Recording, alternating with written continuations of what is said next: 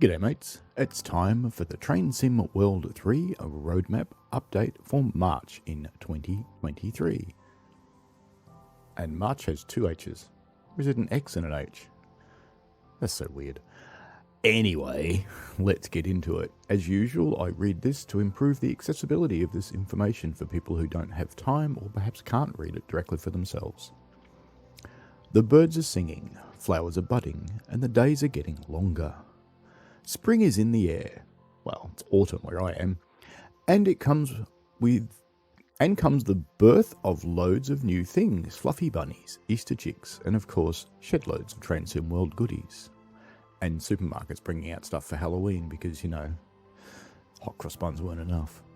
This month, we have some new screenshots, information, and interviews with partner developers on Linke Rheinstrecke, Niddertalbahn, developed by TSG, Midland Mainline, developed by Skyhook Games, West Cornwall Local Steam Rail Tour, developed by Rivet Games, and a new Loco add-on bundle, making its way to you soon before the next roadmap no less. So that's in less than a month. We also have updates for you on red light improvements, future patches, and we're writing this in all capitals because we're so happy it's out. One of the moderators needs to get rid of that. Add-ons Manager has been released on PlayStation 5. It's going to be a bit of a mammoth march with 3 releases from our partners as well as 2 of our own releases before the next roadmap releases. There's something for everyone and we're really excited to see what you think. Upcoming content. Linke Rheinstrecke Mainz Koblenz. Let's take you back to the 1990s Western Germany, the flagship of the Deutsche Bundesbahn. With stunning winding Rhineland countryside serving historical castle towns with the highly anticipated DB-BR 103 and a new look for the DB-BR 1110.3, this is certainly a route we're looking forward to enjoy.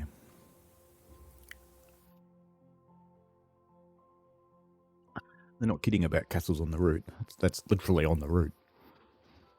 Filled with oodles of rolling stock, 22 stations across 57 miles, 92 kilometres of undulating land, there's a lot to explore and enjoy.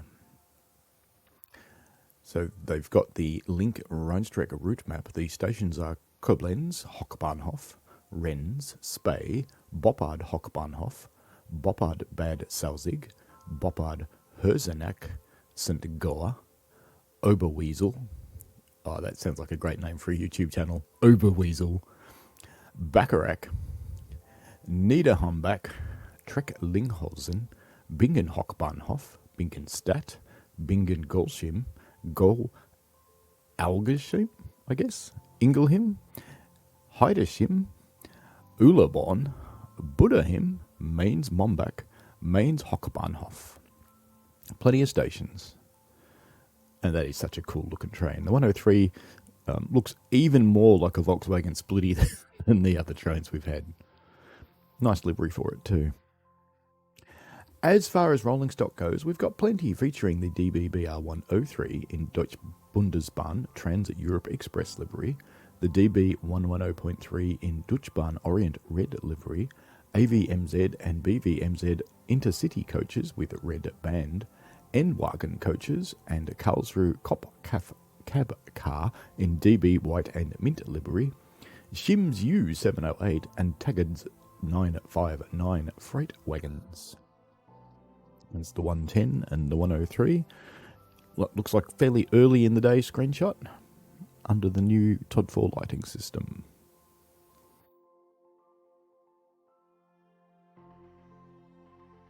Some other interesting things you might want to know. The DB-BR 103 is the first high-speed locomotive to be developed in Germany. It will also allow you to boost your power, but beware, using this feature for too long will blow your circuit breaker. Set in 1997 in the transition between Deutsche Bundesbahn to Deutschbahn, 24 castles on the route. Collectibles include among some of the usual cuckoo clocks. There's the 110 pulling some freight wagons, leaning into a curve.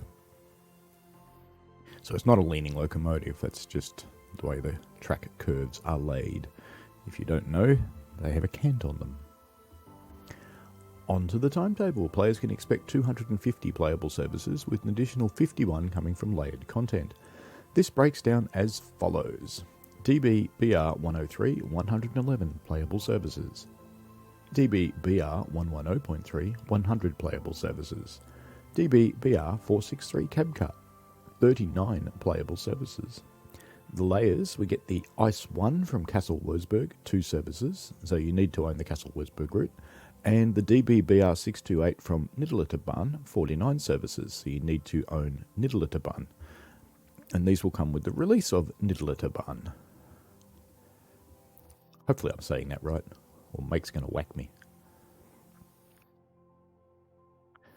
It's some Niddertalbahn trains sitting there, in fact.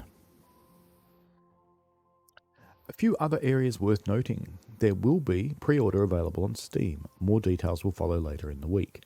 The Linke Rheinstrecke DBBR 103 and the DBBR 110.3 will also layer onto Niddertalbahn upon its release. Whilst we've endeavoured to replicate the 1990s style PIS system for this route, we haven't been able to complete this to a level we're happy with. After seeing the feedback from players around NEC New York Trenton using the inaccurate PIS, we have made the decision rather than to replace it with something modern, remove it entirely from this route, and the one instance of it occurring on Niddertalbahn, we are discussing rebuilding an asset at the moment but can't commit to them being implemented at present. I'm not so sure about that. I would rather inaccurate looking PIS than no PIS, to be honest.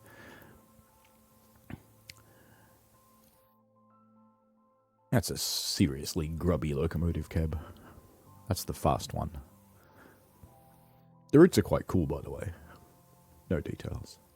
Make sure you tune into the preview live stream this Thursday with Alex, Matt and Lucas starting from 1900 UTC. And if you have any questions about the route prior to the stream, there's a link to the forum. Niddertalbahn, Bad Vilbel, Stockholm. Rolling sedately into March is the long-awaited first TSW3 route from our friends at TrainSim Germany, TSG. A tranquil single-track route featuring the iconic DBBR 628.2 and featuring a guest appearance from the much-loved DBBR 365 diesel shunter and some new ES50 freight wagons, and being the first diesel-only German route in TrainSim World 3, we're delighted to bring it into your hands in the coming weeks. We spoke to the TSD team to find out more about what makes this quaint 90s era route, notice a pattern here, such a delightful drive. I have to say it is pretty cool. Speed-wise, think West Somerset plus a little bit, but it's actually kind of fun. I find West Somerset a bit boring, but this thing's actually fun. There's services, there's crosses, there's all sorts of stuff happening, and it's a nice route to look at too. The scenery's been really well done. Hey TSG team, great to chat to you. So why this route and this Loco? This was the first route that sprung to mind after brainstorming ideas, and we're all really keen to bring something new to TSW. After that, we ended up searching for a fitting route 3 months, but eventually came back to this since it fits the criteria of the stuff we wanted to make. What have you learnt from your previous TSW add-on releases? With almost all team members previously working on TSW for DTG made this much easier. This was no big learning curve, and we're able to just work on the route. What has been the difference when working on DTG routes and this one? The timeline for a third-party project is a lot less stressful, since most of the project we could just work on it when we wanted to. In what period is the route set? 1992, proper German Bundesbahn. What was the most challenging part of creating this add-on? Making each area of the route unique so you have a sense of location. We spent a lot of time making sure each area of the route has its own feel, and painting so many fields. For this we focused on creating a new foliage set, which brings many challenges, like setting them up for all year round and making sure the route still runs well but is totally worth it to create a different feeling. That's a technique with model railways. As you go from scene to scene to scene, you have a scene block and then a totally different feel. Describe the route in 3 words: slow, diesel, lush. This route is not that long, but it has 14 stations. Has this been challenging? Definitely. With a small team like ours, every station is a lot of work. We outsourced a few buildings, but Lucas ended up modelling most of them. Stockholm. 628 sitting there. Are there any surprises in Storm or in the scenarios for the route? If you look closely, you might find the future creeping way into the 1990s. Cryptic, we like it. What iconic landmarks can players expect to see when they're driving the route? Multiple custom and error-accurate industries can be found along the route. We made sure to model as many iconics as possible. What additional layers can expect from other TSW add-ons? Linke Rheinstrecke's BR103 and BR110.3 will layer in for AI traffic. What collectibles can players expect from the route? You will be on the hunt to polish Celtic statues, replace milk bottles, repair broken level crossing signs, and put up posters. What is your favourite part of the locomotives featured in the route? The 628 is a German classic. It has been the train of my childhood and is known and loved by a lot of people. What is the most challenging part of creating the loco? Especially the 365 was not as easy as we expected. The cab needed a lot of change to be error appropriate. The 628 also needed time to nail down the correct version for 1992. What unique features have you implemented in the locos? The BR628 has automatic folding mirrors like a tram or bus. It reflects its job on a not so busy branch line like this. What is the service pattern like? Number of services, variety of services, etc. At the moment we have 62 services. The route is a single track branch line after all, but the services come with freight operations and coupling of certain services. They don't all follow the same recipe, which makes every run slightly unique. A full run of the route will take approximately 50 minutes. Inside of the freight cab. Are there any special services? Especially picking up the sugar beets with 365 is fun in the timetable. You get to cross a lot of trains. What is the loco like to drive? It really doesn't have a lot of power. You'll notice it struggles to get up to speed, even on shallow gradients, which is very different to the efficient modern German stock we have until now. Are there any other interesting features or quirks you'd like to mention about the route? We were also able to implement unique features like manual activation of level crossings, HET. Same goes for AI whistle boards, where AI trains will now honk at the numerous whistle boards on the route. Well, that's cool. This is the first time we see German semaphores in TSW. A lot of work into the proper animation of these, and we hope they will show up more often now. They are amazing, by the way. There's just so much happens when they move. You couldn't make them more complex if you tried, to be honest. Along the route, there are lots of little scenes to explore. We felt this was necessary because of the slow nature of the route. You have time to properly look at your surroundings. Thanks to the TSG team for their time answering questions. Some of the images in this section have been taken by our brilliant beta team. Hi. I didn't do any though. So here's a special shout out to them for the great screenshots. Thank you to the TSG team for their time in answering our questions today. Keep your eyes peeled to our Railfan TV schedule for a first look at the route live in the coming weeks. Midland Mainline, Leicester, Derby and Nottingham. We're excited to bring you more information on the UK's next planned route content developed by our friends at Skyhook Games, the Midland Mainline, Leicester, Derby and Nottingham. By way of introduction to the route, we asked the team at Skyhook Games some questions, but first here's a first look at the BR Class 158 for you. Enjoy. It's very orange. In East Midlands livery.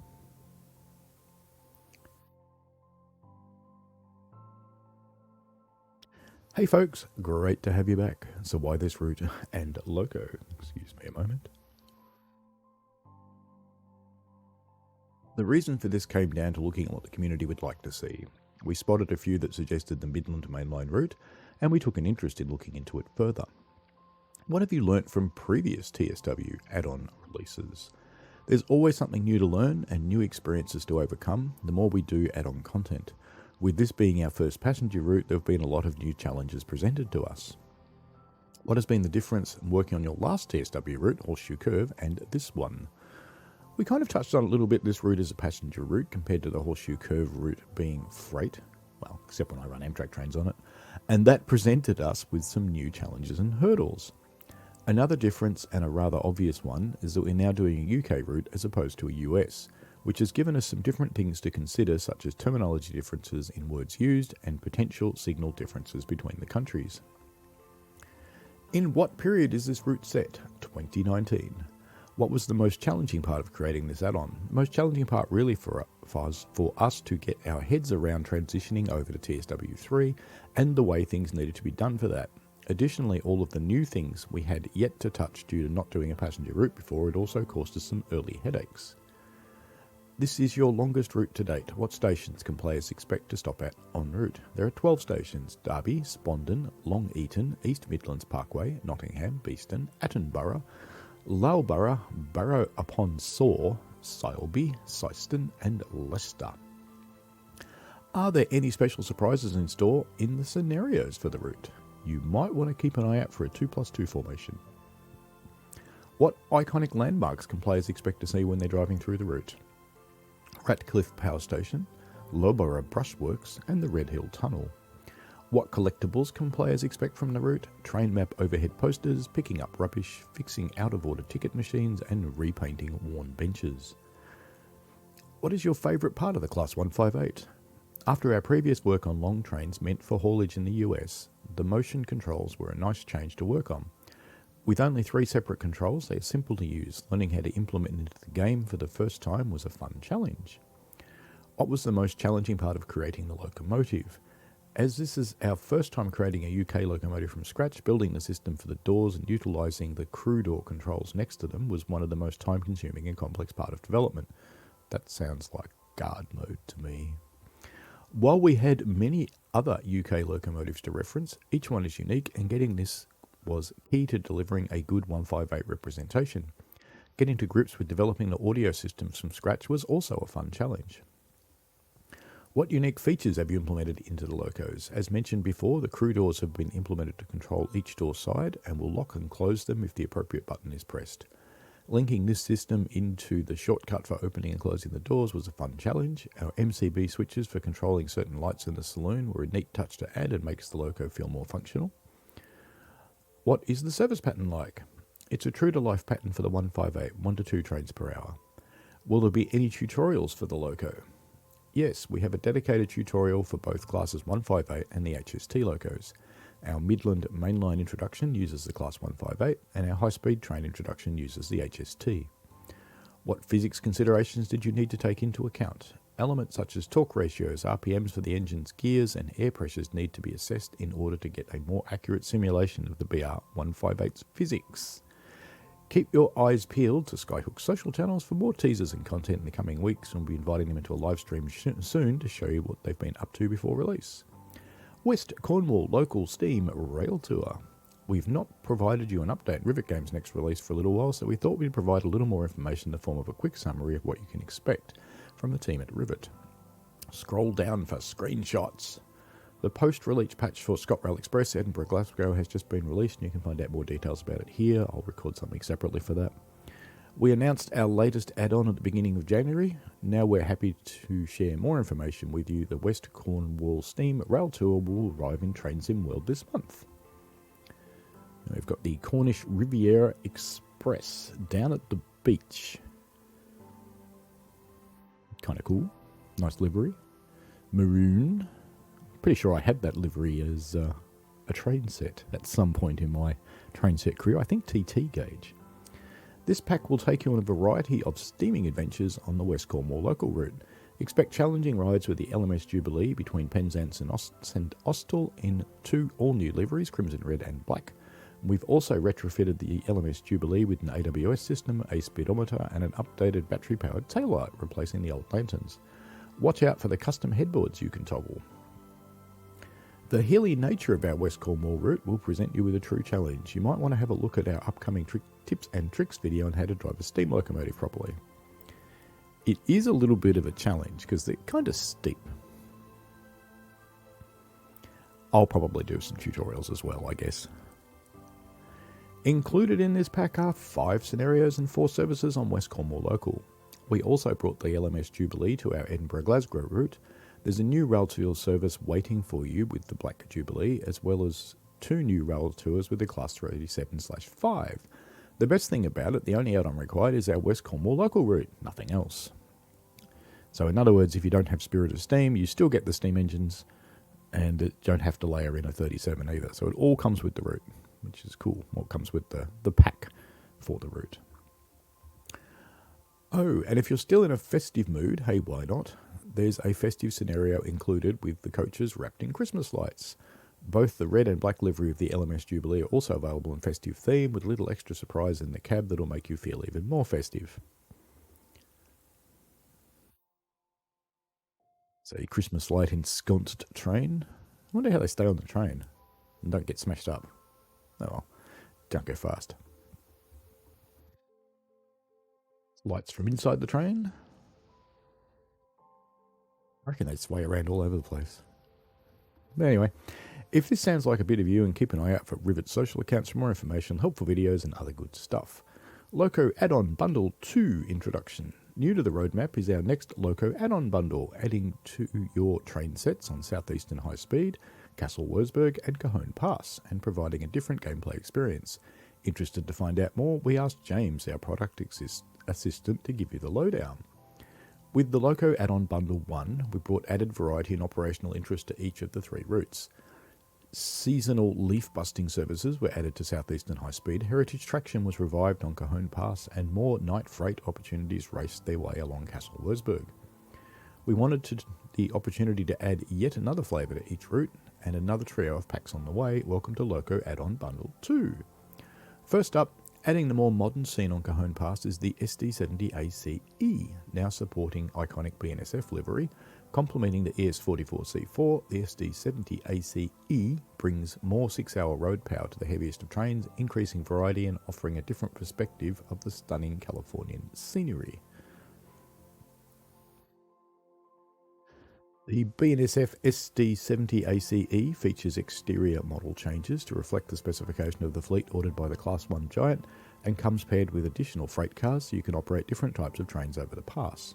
The centre beam car returns in multiple colours, and accompanying that is the 89-foot flat car carrying a hefty load that is truck trailers. It's freight on wheels on wheels.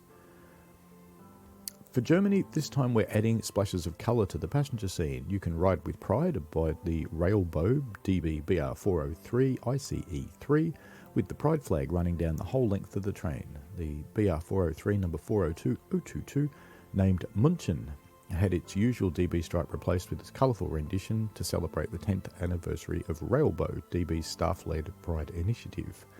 We always love seeing your Pride Designs and Creators Club, and our second official one comes to Train Sim World 3, following the footsteps of the Southeastern Trainbow, which we hardly ever see. I wonder if we'll see this one as much. However, we didn't want to leave the ICE-1 out, so racing alongside the Railbow is a recreation of the ICE-1 wearing its own kind of Deutschland's Schnellster Kim Schutzer green stripe, as featured previously on the ICE-3. Protecting the climate is an important goal of any industry, and a railway is no exception. Having been in service for decades, DB's ICE trains have always been progressive in that regard, transporting hundreds of passengers much more efficiently than other means. There's the green stripe on the ICE-1. And now the one I've been itching to write about, being local to this, so operationally unique, there is much to discuss. Thrashing its way onto Southeastern High Speed is the BR Class 37/7, featuring the iconic, modern, well-known Euro Phoenix livery as leased by Rail Operations Group. So it's a 37 that's had some changes. It's got some new plugs, it's got some new cables, it's got a new coupler. Interesting. Back in 2015, Southeastern began the 3-year refurbishment of their vast fleet of Class 375s. This overhaul, known as the Sir Refurb program, was to be undertaken at the original manufacturing plant of the units, Derby Litchurch Lane. However, to get the Class 375s to Derby, a solution was needed. Rail Operations Group is a railway company which specialises in the movement of rolling stock, be that the delivery of new units, taking old vehicles to scrapyards, or in the case of the Class 375, to or from refurbishment. Traditionally, the dragging of multiple units necessitates the use of translator coaches and brake force wagons, as most locomotives could not couple to units, nor make use of their braking equipment. That all changed with Rail Operations Group.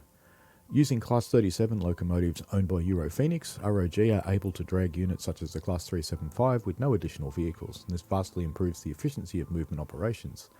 The Class 37s can be fitted with a Delner coupler adapter to attach to the Class 375s, and even control their braking, with additional in-cab equipment highlighting to the driver what step of braking the 375 is in. ROG operate a handful of these specifically modified Class 37s, and we have built 37800 and 37884, which despite their names are indeed categorised under the Class 37/7 subclass. 800 and 884 have been around the block, with both celebrating their 60th birthday this year and have worked through Wales, England and Scotland, and they're even once sent to work in Spain. Yeah, so there's some new gear on the top right there, new radio, new TPWS system, the braking system indication for the train that's being pulled. There's an updated desk there with a different speedometer and ammeter and various other things. The unit drag moves powered by these 37s would happen on a weekly basis. 375s will be dragged back from a refurbishment of a morning, and the same locomotive will then pick up another 375 to drag to Derby in the late afternoon. They became something of a rail community icon during their 3-year run. Local spotters would see them every week, and those who saw it remember it well, and driver Lee, who was not afraid to slow down to a crawl and give it 100% thrash past spotters, and of course lots of tones. Running weekly but not wanting to only provide 2 services, we've slotted multiple moves into the timetable, running them at different months of the year to increase playability without overloading the AI experience. You'll be dragging Class 375s in both directions to and from refurbishment, rekindling the days of the Class 375 SE refurb program.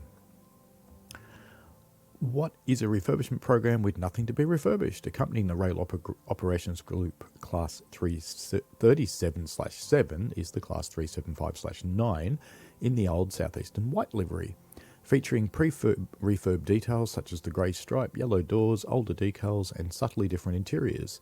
So in between all the unit drags, remix the mixed colour era of blue and white 375s working in tandem. The SD70 ACE, ICE3 Railbow and ROG Class 37/7 each come with additional scenarios for their respective routes, making them yet another brilliant way to add more to the experience. Much like Loco add-on Bundle 1, the 3 packs will be available separately or all together. My streaming calendar is going to be full, isn't it? Train Sim World 3 core improvements. A progress summary on the core improvements the teams are working on. This month we have everyone's favourite Add-ons Manager, a follow-up on pathing red lights improvements and a quick note on upcoming patches. The Add-ons Manager is out, released for PS5 players last week. We've seen lots of you able to re-access your whole collection again, and we're delighted for you all. We released a further patch on Friday and we'll be monitoring for initial feedback. Add-ons Manager will be coming to other platforms. It is a necessity it does so, as we cannot have 2 separate back-end infrastructures to the game. And we hope that with initial reports looking positive, this can happen sooner rather than later. We did want to take some time to highlight some key questions we know on Xbox and PC players have had for us. What benefit will I gain from Add-ons Manager if I'm not a PlayStation player? Players should see a performance benefit, likely to be more noticeable with the more add-ons you have installed and on 8th generation consoles, and I guess old PCs too. This is due to the new system mounting content where it is needed in the game, rather than having your entire library potentially impacting your in-game driving experience. Will this impact any mods installed on my game? Working with modders and beta teams to check that. Where known, the release does not negatively impact any mods installed. We have thus far not seen any issues. Pathing red light improvements. We implemented a core game patch, check out the details in the patches section of the roadmap, in February, which I believe has solved a lot of red light issue players were experiencing. Indeed, we've seen a lot of positive feedback from services which have since been completable. 1M03 London commuter service, several on Harlem Line, 1J07 Southeastern High Speed service as a few examples. If you're still experiencing any issues with red lights blocking your progress after downloading that update, then let us know.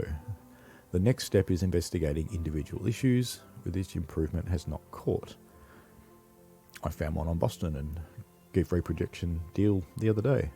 Spirit of Steam, AI SPAD improvements. We had a candidate fix which upon testing we found caused multiple knock-on issues with other content, so it is back to the engineering team to review, thanks to the QA and beta teams who picked up on the issue.